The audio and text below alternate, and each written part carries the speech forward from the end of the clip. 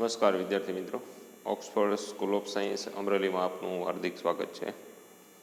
ગયા વિડીયોની અંદર આપણે પાઠ 13 મહાત્માના માણસ લેખિકા ધીરુબેન પટેલનો જે પાઠ છે, નવલિકા છે, એ શીખતા હતા. નવલિકાનો નાયક મણિભાઈ જેલમાંથી છૂટી અને પોતાના ઘર તરફ આગળ વધી રહ્યો છે. ઘર તરફ આગળ વધતા એના મનની અંદર અનેક પ્રકારના વિચારો જાગે છે કે સરકારે જખ મારીને છોડ્યો છે, માફી માગીને હું કંઈ છૂટ્યો નથી. કે સરકારને ડર હતો કે કદાચ જો લાંબો સમય આને જેલમાં રાખવામાં આવશે તો એની નનામી જ બહાર નીકળશે. એવા ડરને લીધે સરકારે મને છોડ્યો છે. હવે હું ઘરે જઈ અને ફરી પાછો ખેતીની અંદર જોડાઈ જઈશ. બળદ સાથે બળદ બની અને ખેતીનું કાર્ય હું હોંશભેર કરીશ. બાળપણથી જ કોઈપણની ગાળ સહન ન કરનારા મણિભાઈ, કે જેમને જેલની અંદર એક સામાન્ય વોર્ડનો દ્વારા ગાળથી ઉઠાડવામાં આવતા અને ગાળથી સુવડાવવામાં આવતા, એના લીધે એને અનેકવાર જેલની અંદર ઝઘડાઓ થયેલા છે. એ બધી વાત આપણે જોઈ. મણિભાઈ હજી ઘરે પહોંચ્યા નથી. ઘરે પહોંચ્યા પછી કેવી રીતે એના પરિવારના સભ્યો એને જોવા પણ માગતા નથી, એ બધી વાત આગળ કરેલી છે. જોઈએ આપણે પાઠની અંદર. ટેક્સ્ટ બુક તમારી સાથે રાખજો, શબ્દાર્થ લખવાનો ચોપડો પણ સાથે રાખજો. પેજ નંબર 64 ઉપર આપણે બીજો પેરેગ્રાફ જોતા હતા. પહેલો પેરેગ્રાફ પૂરો કર્યો. જુઓ ત્યાંથી હવે આગળ. ને હવે એ પૂરું થઈ ગયું હતું. એ છૂટી ગયો હતો અને એના પગ એના ગામ તરફ વળ્યા હતા. મણિભાઈ તો મણિભાઈ જ હતો, કંઈ આઈન્સ્ટાઈન નહોતો. છતાં એણે એની મેળે જાતે સાપેક્ષતાનો સિદ્ધાંત શોધી કાઢ્યો હતો. અને અત્યારે એ એવું અનુભવતો હતો કે જાણે જેલમાં મહિનાઓ નહીં પણ વર્ષોના વર્ષ રહ્યો હોય. જાણે એક ભાવ વીતી ગયો હોય. જાણે એક નવો જન્મેલો મણિભાઈ સ્વપ્નમાં ચાલતો ચાલતો પોતાના પૂર્વજન્મની ભૂમિકા શોધતો હોય. જેલની અંદર રહી અને હવે જેલમાંથી છૂટી પોતાના ગામ તરફ આગળ વધતો મણિભાઈ જ હતો. લેખિકા કહે છે કે મણિભાઈ કંઈ આઈન્સ્ટાઈન નહોતો, પણ તેમ છતાં એણે સાપેક્ષતાનો સિદ્ધાંત પોતે જાતે શોધી કાઢ્યો હતો, એવું એ અનુભવતો હતો. પોતે વર્ષોના વર્ષ જેલમાં રહ્યો હોય એવું જાણે કે એ અનુભવતો હતો.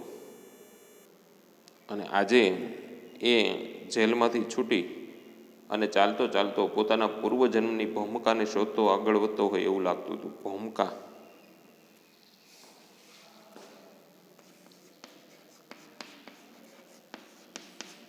ભૂમિ, જમીન.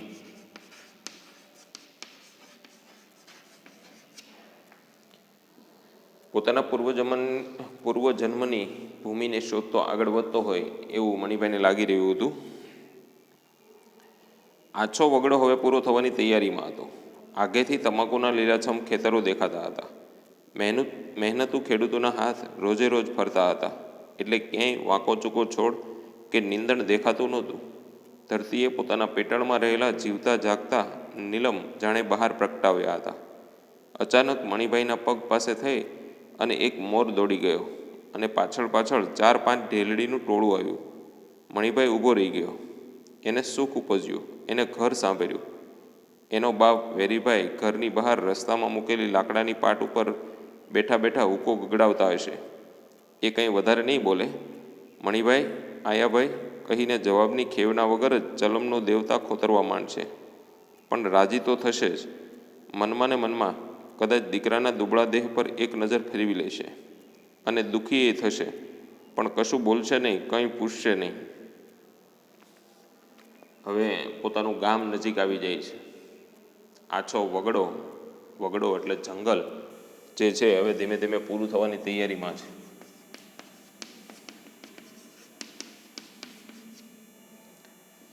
અને ધીમે ધીમે તમાકુના લીલાછમ ખેતરો કે જે એના ગામના છે એ દેખાવા લાગે છે. ધરતીએ પોતાના પેટાળમાંથી જાણે કે નીલમ બહાર કાઢ્યા હોય એવું લાગી રહ્યું છે. એવા લીલાછમ તમાકુના કિંમતી છોડ જે છે એ ખેતરોની અંદર લહેરાઈ રહ્યા છે. નીલમ, એ પણ એક શબ્દ લખજો.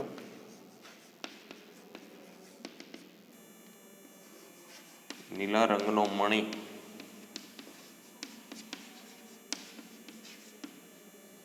આસમાની રંગનો હીરો જે છે, કિંમતી હીરો, ખૂબ કિંમતી હોય એને નીલમ સાથે સરખાવેલો. નીલમ છે એને કહેવાય. અહીંયા તમાકુના છોડને નીલમ સાથે સરખાવેલા છે.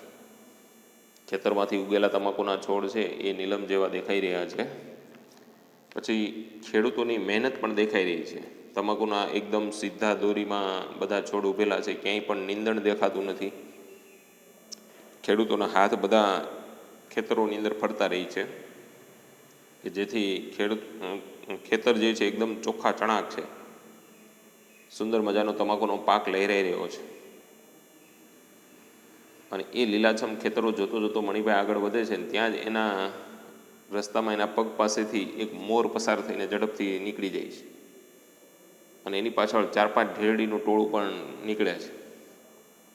મોર અને ઢેલનો પરિવાર જોઈ, મોરનો પરિવાર જોઈ અને મણિભાઈને પોતાનો પરિવાર યાદ આવી જાય છે. પોતે પણ ઘરે જશે, પોતાની પત્ની બાળકો સાથે હવે ખુશીથી રહેશે.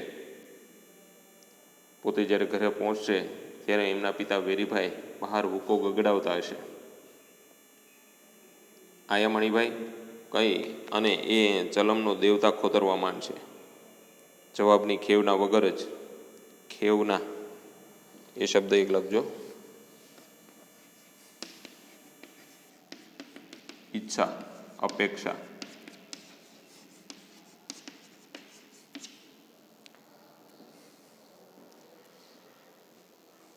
મણિભાઈના પિતા વેરીભાઈ ઘરની બહાર પાટ ઉપર બેઠા હશે અને ચલમ પીતા હશે. મણિભાઈને જોઈ અને આયો મણિભાઈ કહી અને જવાબની ઈચ્છા રાખ્યા વગર જ ચલમનું દેવતા ખોતરવા માંડશે. ચલમનો દેવતા ખોતરવો એટલે ચલમની અંદર પેલું જે સળગતા કોલસા હોય એને વ્યવસ્થિત કરવા. ચલમ એ એક પ્રકારની બીડી ટાઈપનું એક સાધન છે નશો કરવાનું, જેની અંદર દેવતા નાખી એની ઉપર તમાકુ નાખી અને પછી એ પીતા હોય છે. પહેલાંના સમયમાં ગામડામાં ચલમ ખૂબ જોવા મળતી ને પીતા પણ ખરા લોકો. અને એ રાજી પણ થઈ જશે. મનમાં ને મનમાં કદાચ દીકરાના દુબળા પાતળા દેહ ઉપર એની નજર ફરશે, થોડાક દુઃખી થશે પણ કશું બોલશે નહીં, કંઈ પૂછશે નહીં. આવું હજી મણિભાઈ રસ્તામાં બેઠા બેઠા વિચારે છે. આવતા હજી ઘરે પહોંચ્યા નથી. ઘરે પહોંચશે પછી એના પિતા આવી રીતે ચલમ પિતા હશે ને એને આવી રીતે આવકાર આપશે ને એવું બધું એ વિચારે છે. અને ધીમે ધીમે ઘર તરફ આગળ વધે છે મણિભાઈ. એ બધું બાનું કામ. બા તો તરત જ ઠેઠ પરસાળના ઉમરા લગી ભલી હશે તો ચોક લગી દોડી આવવાની. આયો ભૈલા, આય હોય કેવો થઈ ગયો છે, કરતીક આંખે આંસુડા ભરી દેશે. ઝટપટ ઘૂમટાથી આંખો લૂછી અને પાણીનો લોટો ભરી લાવશે. સોનું તે ચીજ છે એવો ચળક વળક કરતો પિત્તળનો લોટો, એની બાના હાથે ઉટકાયેલો ચોખ્ખો ચણાક લોટો ને એમાં ભરેલું ઠંડુ પાણી. માણસ બીજું શું માગે આ દુનિયામાં. પછી પોતાની બા એનું કેવું સ્વાગત કરશે એના વિચારો મણિભાઈ કરે છે. એ બા છે એ હું આવ્યો જાણી અને ઠેઠ પરસાળ સુધી પહોંચી જશે અને કદાચ ભલી હશે તો ચોક લગી દોડી આવશે. પરસાળ એક શબ્દ પણ લખજો.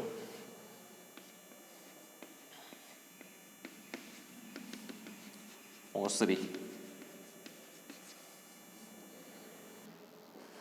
બા ભલી થઈ અને ઓસરીના ઉમરા સુધી પહોંચી જશે અને કદાચ આગળ વધી અને ચોક સુધી પણ પહોંચી જશે. આયો ભૈલા હાય હોય કરી અને આંખમાં આંસુ ભરી દેશે. ઝટપટ પોતાની સાડીથી આંસુ લૂછી અને પાણીનો લોટો ભરી આવશે. એકદમ ચળકાટ કરતો પિત્તળનો લોટો જે છે કે જેમાં પાણી ભરી અને બા છે એ સામી ઊભી રહેશે. બાના હાથે પિત્તળના લોટામાં ભરાયેલું પાણી પી અને માણસ બીજું શું માગે કે દુનિયાની બધી સંપત્તિ એમને એમાં મળી જશે. એટલે આવા વિચારો કરતો કરતો મણિભાઈ છે એ ઘર તરફ આગળ વધી રહ્યો છે. મણિભાઈના પગ ઝડપથી ઉપડ્યા. પછી એની અંદર ઉપસતા પેલા બીજા મણિભાઈએ ધીરે ધીરે વાત કરવા માંડી. બા હજી લાજ કાઢે છે, કુમટો તાણે છે.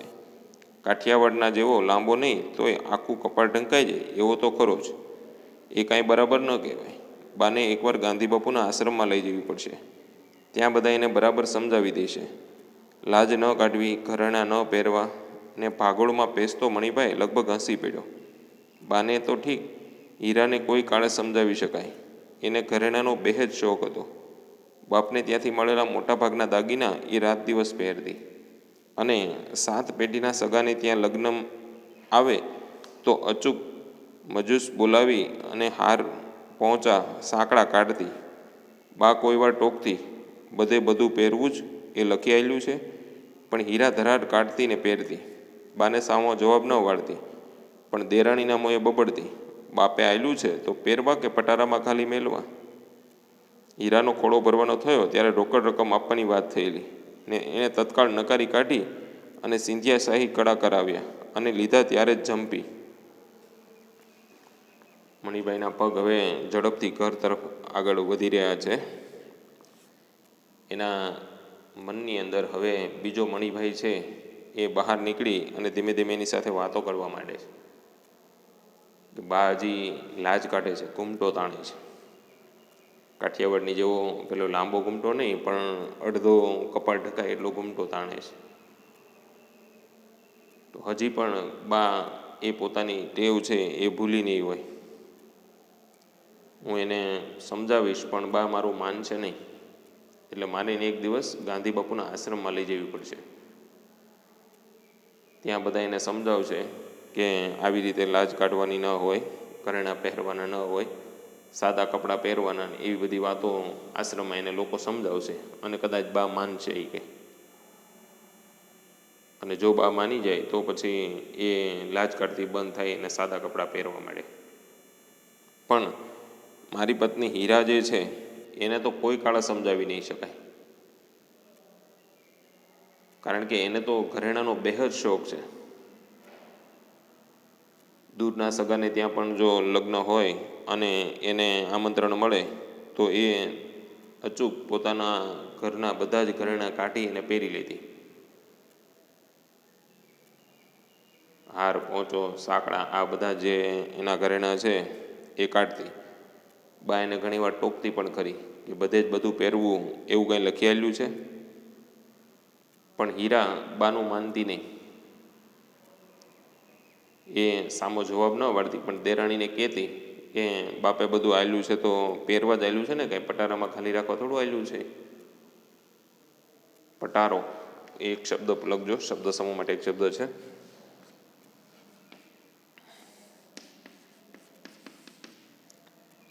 વસ્તુ ભરવાની લાકડાની પેટી.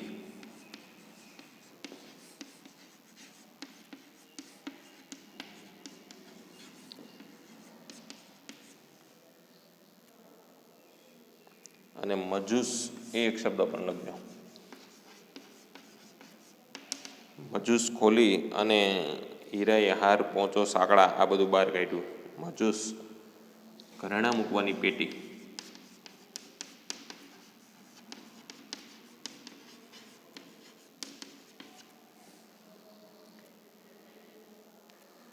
એટલે હીરાને ઘરેણાંનો બેહદ શોખ છે. એ ઘરેણાં પહેરી અને નજીકના સગાને ત્યાં કે દૂરના સગાને ત્યાં લગ્નમાં અચૂક પહોંચી જતી. એટલે એને સમજાવવી મુશ્કેલ થઈ પડશે. એને ગાંધીબાપુના આશ્રમમાં લઈ જઈશું તો પણ એ માનશે નહીં. એ ઘરેણાંનો શોખ એનો જે અનહદ છે એ છોડશે નહીં. બાને કદાચ સમજાવશું તો એ લાજ કાઢવાનું છોડી દેશે. એટલે આવા બધા વિચારો કરતો કરતો મણિભાઈ ઘર તરફ આવે છે. હજી ઘરે તો પહોંચ્યો જ નથી. ઘરે ગયા પછી શું થશે ને કેવી પરિસ્થિતિ ઊભી થઈ છે એ તેને ખબર જ નથી, કલ્પના જ નથી. આ તો એવા સારા વિચારો કરતો કરતો એ આગળ વધી રહ્યો છે. પછી હીરાનો જ્યારે ખોળો ભરવાનો થયો એની પણ વાત અહીંયા કરી દીધી હતી કે હીરાનો ખોળો ભરવાનો થયો ત્યારે રોકડ રકમ એના પિયરિયામાંથી આપવાની વાત થઈ તો એને તત્કાળ નકારી દીધી અને સિંધિયાશાહી કળા જે છે એ કરાવ્યા અને એ લીધા ત્યારે જ જંપી. એટલે ટૂંકમાં કાંઈ પણ નાનો મોટો પ્રસંગ હોય તો એ ઘરેણાં જ કરાવતી અને પહેરતી. રોકડા પૈસાની એને સહેજ પણ લાલચ ન હતી. છોકરો હવે મોટો થયો હશે. પોતે જેલમાં ગયો ત્યારે જરા જરા ચાલતા શીખ્યો હતો. રાવજીના જન્મ પછી જ પોતે પહેલાં ભાષણમાં ગયો એ સારું થયું, નહીંતર કોને ખબર ગાંધીજીની ઘણી ખરી વાતોમાં એ આવી જતી હતી બ્રહ્મચર્યની. જોકે મણિભાઈને પેલી અહિંસા કરતાં વધારે આકરું નહોતું લાગવાનું. હશે હવે આમ ને આમ. ઘર જેમ જેમ નજીક આવતું ગયું એમ જેલ, સિપાઈઓ, લાઠી ને કાંકરીવાળા રોટલા આઘા જતા ગયા.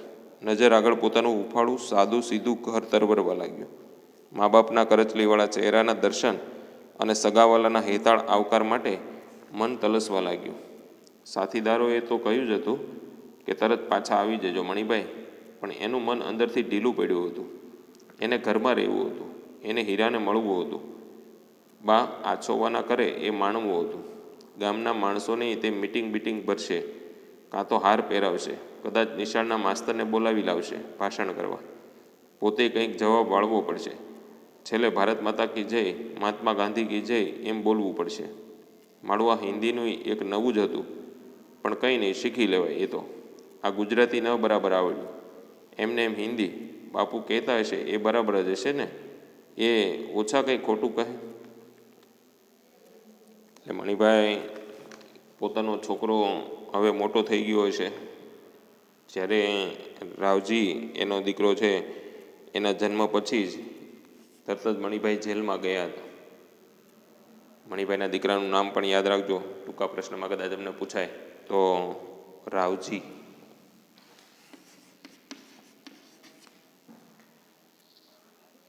મણિભાઈને ઘરે દીકરાનો જન્મ થયો, હજી એ હાલતા માંડ માંડ શીખ્યો ત્યાં જ એ જેલમાં જતા રહ્યા હતા. હવે તો એ કે મોટો થઈ ગયો હશે. સારું થયું એના જન્મ પછી હું ગાંધી બાપુના ભાષણ સાંભળવા ગયો. જો એના જન્મ પહેલાં ગાંધી બાપુના ભાષણ સાંભળવા ગયો તો ગાંધી બાપુ ભાષણની અંદર બ્રહ્મચર્યની પણ વાતો કરતા. એટલે એ બધા વિચારો કરતાં કરતાં મણિભાઈ આગળ વધી રહ્યા છે. જેમ જેમ ઘર નજીક આવતું ગયું એમ એમ પેલી જેલના સિપાઈઓ, જેલની અંદર અપાતા કાંકરીવાળા રોટલા, આ બધું જ દૂર જવા લાગે છે. ધીમે ધીમે એ જેલને ભૂલી અને પોતાનું ઉફાળું સીધું સાદું ઘર જે છે એને યાદ કરવા લાગે છે. તેની નજર સામે મા બાપના કરચલીવાળા ચહેરા યાદ આવી જાય છે.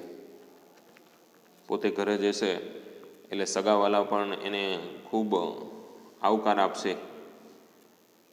આખું ગામ જે છે એ એને આવકારવા માટે તૈયાર હશે. પછી મારે ઘરે જઈ અને હવે ઘરમાં પરિવાર સાથે જ રહેવું છે. હવે ક્યારેય પણ ઘરને છોડીને ક્યાંય જવું નથી. કારણ કે મણિભાઈને એના સાથીદારોએ કીધું હતું કે તરત જ પાછા આવી જજો. પણ હવે મારે ફરી પાછું જેલમાં નથી જવું. હીરા સાથે રહેવું છે. બા અછોવાના કરે એ માણવું છે. અછોવાના કરવા રૂઢિપ્રયોગ છે એ.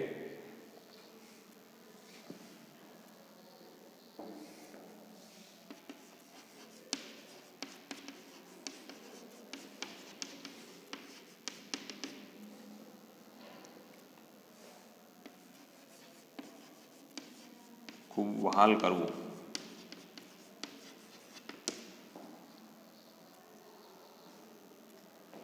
પોતાના બા એને ખૂબ વહાલ કરશે. હીરા સાથે, બાળક સાથે, માતા પિતા સાથે એને રહેવું છે. હવે ફરી પાછું જેલમાં નથી જવું એ કે. અને પછી ગામના માણસોએ મીટિંગ કરી અને મને હાર પહેરાવશે, મારું સ્વાગત કરશે. પછી નિશાળના માસ્તરને બોલાવી લાવશે ભાષણ કરવા માટે. મારી વાતો નિશાળના માસ્તર છે એ ભાષણમાં રજૂ કરશે. ગામ બધું બેઠું હશે. છેલ્લે મને પણ ઊભો કરશે ભાષણ કરવા માટે. મારે પણ કે કંઈક બોલવું તો પડશે જ નહીં કે. ગુજરાતી માંડ માંડ આવડે છે તો પછી મને હિન્દીમાં ક્યાંક બોલવાનું કહેશે તો શું કરી શકીએ. કંઈ નહીં, થોડુંક બોલી અને ભારત માતા કી જય, મહાત્મા ગાંધી કી જય એમ કરી અને બોલીને હું બેસી જઈશ કે. અને આ રીતે પોતે ગામમાં જઈ અને ખૂબ આનંદથી પોતાનું જીવન વિતાવશે એવા બધા વિચારો એ કરતો જાય છે. હજી ઘર આવ્યું નથી, રસ્તામાં જ આ બધા વિચારો આવે છે. આવા વિચારોમાં રસળતો અને ઝડપભેર પગલાં ઉપાડતો મણિભાઈ પોતાના મહોલ્લામાં આવી પહોંચ્યો. ત્યારે ચાટ આગળ પડ્યા આંફતા 2-4 કૂતરામાંથી એકે આંખ ઉઘાડી અને એની સામે જોયું અને પહેલાં એ ભસી ને પછી પૂંછડી હલાવી અને એનું સ્વાગત કર્યું. સાધારણ રીતે કૂતરાને હળ કહી અને આઘા કાઢતા મણિભાઈને આજે કૂતરા ધકેલી કાઢવાનું મન ન થયું. એને દૂર નજર માંડી, પાટ પર કોઈ બેઠેલું નહોતું. એટલે આવા આનંદના વિચારો કરતો કરતો ઝડપભેર પગલાં ઉપાડતો મણિભાઈ છે એ પોતાના મહોલ્લામાં આવી ગયો. પણ જ્યારે પોતે મહોલ્લામાં પહોંચ્યો તો માત્ર ત્યાં કૂતરાઓ જ બેઠેલા જોયા. ચાટ આગળ બેઠેલા 2-4 કૂતરાઓ છે એમાંથી એકે આંખ ઉગાડી, પૂંછડી હલાવી અને ભસીને એનું સ્વાગત કર્યું. ચાટ આગળ, ચાટ શબ્દ પણ લખજો. કૂતરાને શબ્દ સમૂહ માટે એક શબ્દ છે. ખાવાનું, નાખવાની જગ્યા. શેરી મહોલ્લાની અંદર પથ્થરની એક નાની કુંડી જેવું હોય કે જેમાં ગાયો અને કૂતરા માટે ખાવાની બધું એઠું ને એવું બધું નાખવામાં આવે, એને ચાટ કહેવાય. તો એ ચાટની આજુબાજુ 2-4 કૂતરાઓ સૂતા હતા. એમાંથી 1-2 આંખો ખોલી મણિભાઈની સામે જોયું, એકે ભસી પૂંછડી હલાવી અને એનું સ્વાગત કર્યું. સાધારણ રીતે મણિભાઈ છે એ પસાર થયો હોય ને આજુબાજુમાં કૂતરા સૂતા હોય તો હેડ કરીને એને દૂર કાઢી મૂકતો. પણ આજે મણિભાઈ એ કૂતરાને કંઈ કીધું નહીં. એ કૂતરાને એને દૂર ધકેલા નહીં અને એને દૂર પોતાના ઘરની બહાર પડેલી પાટ ઉપર નજર કરી તો પાટ એકદમ ખાલી હતી, ત્યાં કોઈ બેઠું નહોતું. નહીં તો એ પાટ ઉપર એના પિતા કાયમ માટે બેસી રહેતા. પણ આજે એ પાટ ઉપર કોઈ હતું નહીં. કેમ આમ? મોટા કંઈ માંદા સાજા તો નહીં હોય ને? ધકધક થતા કાળજે મણિભાઈ આગળ વધ્યો. ઘર પાસે પહોંચતામાં તો એને કેટલાય વિચારો આવી ગયા. એ વિચારોમાંથી મુક્ત થઈ અને બાનું અશ્રુભીનું સ્વાગત માણવા જેવો એ ઘર આગળ આવીને ઊભો કે ડેલીનું ભારેખમ ખીલા જડેલું કમાડ કીચુડ કરતું બંધ થઈ ગયું. પાટ ખાલી જોઈએ એટલે એને એમ થયું કેમ આમ થયું છે કે મોટા વડીલો એ કે માતા પિતા કંઈ માંદા સાજા તો નહીં હોય ને કે એનું હૃદય જોરથી ધડકવા લાગે છે અને મણિભાઈ ધીમે ધીમે આગળ વધવા લાગે છે. ઘર પાસે પહોંચ્યો ત્યાં સુધીમાં તો કેટલાય વિચારો એના મનમાં આવી ગયા અને એ બધા વિચારોમાંથી મુક્ત થઈ અને હમણાં જ એના બા ઘરની બહાર આંસુ સાથે નીકળશે અને એનું સ્વાગત કરશે એવું એ વિચારતો પોતાના ઘરની અંદર પોતાના મહોલ્લામાં ડેલી પાસે આવીને ઊભો રહી જાય છે. પણ જેવો ડેલી પાસે આવ્યો એટલે એના ઘરની ડેલીનું બારણું ભારેખમ છે એ કીચુડ કરતું બંધ થઈ ગયું. પોતે ઘરે આવ્યો અને ઘરની ડેલી એના માટે બંધ થઈ જાય છે. જે વિચારો અત્યાર સુધી કરી આવતો હતો જેલમાંથી છૂટીને ઘરે આવ્યો ત્યાં સુધી કે એની બા દોડીને આવશે ને પિત્તળના લોટામાં પાણી ભરી લાવશે ને આંખમાં આંસુ આવી ગયા છે ને એના પિતા પાટ ઉપર બેઠા ચલમ પીતા હશે, પણ એમાંથી કોઈ વસ્તુ અહીંયા બનતી નથી. ઘર પાસે આવતા જ પાટ ખાલી ખમ છે, ઘરનો દરવાજો એને જોતા જ બંધ થઈ જાય છે. આ કમાડ કદી બંધ નહોતા થતા, વર્ષોના વર્ષ લાગી બંધ નહોતા થયા. મણિભાઈની સંભરણમાં તો નહીં જ, હંમેશા નાની ઝાપલી જ વસાતી. આજે આ કમાડ બંધ. એના મનને એક ધક્કો લાગ્યો. એણે ભારે સાંકળ ઊંચકી અને ખખડાવી. કોઈ બોલ્યું નહીં એટલે એણે ફરી જરા જોરથી ખખડાવી ને સામેના ઘરની ઉપલી મેડીની બારીઓ ખુલી અને પાછી ધડાધડ વસાઈ ગઈ. કંઈક છે મનમાં વિમાસતા મણિભાઈએ મોટેથી બૂમ પાડી, બા, એ બા, કમાડ ખોલો, હું છું હું. એટલે મણિભાઈના ઘરનો દરવાજો ક્યારેય બંધ નહોતો થતો. મણિભાઈ નાના હતા ત્યાંથી લઈ અને જેલમાં ગયા ત્યાં સુધી એની સાંભળણમાં તો ક્યારેય આ દરવાજો બંધ નથી થયો. માત્ર આગળ એક નાની ઝાપલી હતી, એ બંધ થતી, દરવાજો કાયમ ખુલ્લો રહેતો.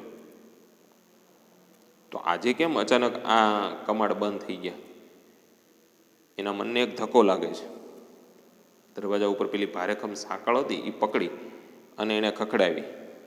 કોઈ બોલ્યું નહીં. એટલે વળી જોરથી ખખડાવી, તોય અંદરથી કોઈ બોલ્યું નહીં. અને સાંકળ ખાખડતી સાંભળી અને ઉપલી મહોલ્લાની એક બારી ખુલી. મણિભાઈ એ તરફ જોયું, પણ બારી ખોલી અને કોઈ કે જોઈને ફટાફટ એ બારી બંધ કરી દીધી. કંઈક છે એ કે મણિભાઈએ પોતે વિમાસતા કહ્યું, વિમાસતા.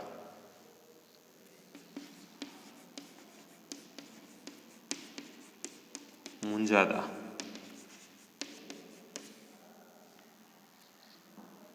મણિભાઈ મૂંઝાતા કીધું કંઈક છે તો ખરું. એ કે કેમ આજે ધડાધડા બારીઓ બંધ થઈ જાય છે, મને જોતા દરવાજો કેમ બંધ થઈ ગયો? તો પણ એને મોટેથી બૂમ પાડી, બા એ બા કમાડ ખોલો. કે હું છું હું. પણ અંદરથી કંઈ જવાબ નથી આવતો. જો અંદર અને બહાર નિઃશબ્દ શાંતિ છવાઈ ગઈ. મણિભાઈને થયું કે પોતે હજી જેલમાં જ છે, એક સ્વપ્ન જુએ છે. અડધી રાતે છાતી પરના ભયનો ઓથાર બની અને છવાઈ જાય એવું દુઃસ્વપ્ન. જરાક પ્રયત્ન કરી આંખો ખોલી નખાય તો પલકવારમાં બધું મટી જાય. બા દોડતી દોડતી બહાર આવે, હરખ ગેલી થઈને પૂછે, ભાઈ આવ્યો? એ પણ એક બીજું સ્વપ્ન જ ન આવ્યું. ઓચિંતા પગ દુખવા માંડ્યા. બહુ થાક્યો છે પોતે. બગલ થેલો પાટ ઉપર મૂકીને બેસી પડ્યો. તે સાથે જ ઉપલી ખડકીની બારી ખુલી. ક્રોધભરી ગર્જના સંભળાઈ. જીવો છે એ. હું મણ્યો, વેરીભાઈનો મણ્યો. તો ચારનો માણમાં ગયો. હેંડ તો થાય, હેંડ તો. મોટી મહાત્માવાળી ના જોઈ હોય તો. અને બારી વસાઈ ગઈ. મણિભાઈ મોટેથી બા બૂમ પાડે છે, પણ કોઈ જવાબ મળતો નથી. ચારે બાજુ નિઃશબ્દ શાંતિ છવાઈ જાય છે. મણિભાઈને થોડી વાર તો એમ થાય છે કે હું જેલમાં જ છું. અને શું એ કે આ એક સ્વપ્ન જોઈ રહ્યો છું? એ કે એના હૃદય ઉપર ભાર વધતો જાય છે. એક સ્વપ્ન એના મનને ઘેરી વળે છે.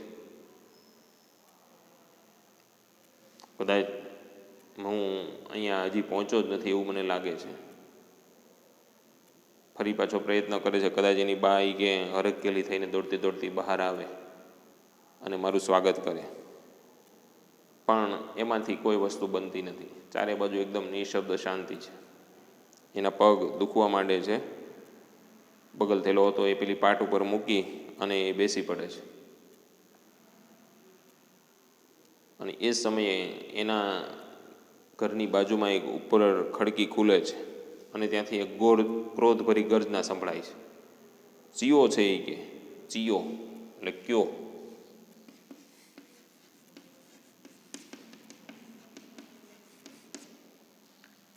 કયો છે એ કે એટલે તરત જ મણિભાઈ કે હું મણ્યો. એ કે વેરીભાઈનો મણ્યો. એ કે એટલે તરત જ એ બારી ખોલીને કોઈક બોલે છે. એ કે વેરીભાઈનો મણ્યો તો ચારનો મહાણ માગ્યો. એ કે હેડ તો થાય, હેડ તો. એ કે મોટી મહાત્માવાળી ના જોઈ હોય તો. એ કે એટલે કે વેરીભાઈનો મણ્યો તો ક્યારનો મરી ગયો. એ કે હેડ તો થાય, હેડ તો. એ કે ચાલતો થાય, ચાલતો. એ કે અહીંથી મોટી મહાત્માવાળી ના જોઈ હોય તો. અને બારી ફરી પાછી વસાઈ ગઈ. મણિભાઈને આ બધું નવું લાગે છે કે શું થયું? કેમ અચાનક બધા આવી રીતે મારી તરફ જોવા લાગ્યા? દિશા શૂન્ય બની અને મણિભાઈ એ બારી સામે તાકી રહ્યો. ઘણો વખત લગી તાકી રહ્યો અને અંતે એણે બગલ થેલો પાછો ઊંચક્યો. મણના થઈ ગયેલા પગ ઘસડતા અને કૂતરાની ચાટ આગળ જરા થંભી અને રસ્તામાં ખાવા લીધેલું ગાંઠિયાનું પડીકું ઊંધું વાળ્યું. આભારવશ કૂતરાએ પહેલાં પૂંછડી પટપટાવી અને ટોળે વેળ્યા અને પછી ગાંઠિયા સૂંઘી અને આઘા ખસી ગયા. ઠીક ત્યારે તમે જાઓ. અપાર ખેતથી મણિભાઈએ પાછું વળીને જોયા વગર બાપદાદાનો મહોલ્લો કાયમ માટે છોડ્યો. એકદમ દિશાશૂન્ય બની ગયા મણિભાઈ. શું કરવું એ એને કંઈ સમજણ પડતી નથી. એ બારી સામે થોડી વાર તાકી રહી છે. ઘણો વખત તાકી રહ્યો અને અંતે પેલો બગલ થેલો પોતાના ખંભે ચડાવી અને મણના થઈ ગયેલા પોતાના પગ જે છે એ ઊંચકતો આગળ વધ્યો. કૂતરાની ચાટ પાસે પહોંચ્યો ત્યાં પેલા કૂતરાઓ જે સૂતા હતા રસ્તામાં પોતે ખાવા લીધેલું પેલું ગાંઠિયાનું પડીકું બહાર કાઢ્યું અને કૂતરાને નાખી દીધું. કૂતરાઓ પણ એ ગાંઠિયાને સૂંઘી અને ચાલતા થઈ ગયા, ખાધા નહીં એને. મણિભાઈ કીધું ઠીક ત્યારે એ કે તમે જાઓ એ કે. અને અપાર ખેદ સાથે એ મણિભાઈએ પાછું વાળીને જોયા વગર બાપદાદાનો મહોલ્લો કાયમ માટે છોડી દીધો. અપાર ખેદ એક શબ્દ લખજો.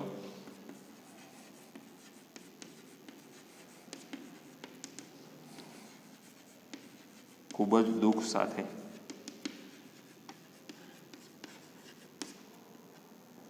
અપાર એટલે ખૂબ જ, ખેદ એટલે દુઃખ. ખૂબ દુઃખ સાથે મણિભાઈએ પોતાનો બગલ થેલો લઈ અને પોતાનો બાપદાદાનો મહોલ્લો છે એ કાયમ માટે છોડી દીધો. પછી એ ક્યાં જાય છે, શું કરે છે, એની વાત પાઠની અંદર આગળ કરેલી છે. એ આપણે હવે પછીના વિડીયોની અંદર જોઈશું. અહીંયા સુધી જે પણ કંઈ પાઠની અંદર ક્યાંય શબ્દો રહી ગયા હોય તો એ બુકની અંદર નોટ કરી રાખજો. ફરી પાછા આપણે જ્યારે પ્રત્યક્ષ શિક્ષણની અંદર મળીશું ક્લાસરૂમની અંદર ત્યારે એ શબ્દો એ વાક્યો જે છે એને સમજી લઈશું. આભાર.